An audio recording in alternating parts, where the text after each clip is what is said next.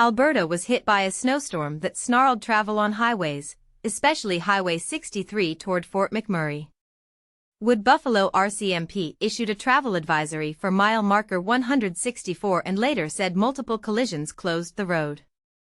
Plows and tow trucks couldn't reach the scene, and police shifted to ensuring motorists' survival, delivering food and gas. Corporal Troy Savinkoff said extreme snow accumulation and deep drifts in 3 to 4 feet left many vehicles, including semis and cars, stranded. Some people required medical aid, with RCMP assisting EMS to reach a diabetes patient. By Friday morning, motorists remained stuck, with reopening hours still uncertain.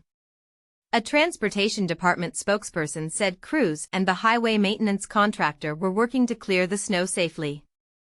The situation underscores Alberta's risk when storms hit, with drivers urged to carry supplies. Witnesses described long queues. Bryan Routhier spent the night in his vehicle before reaching home.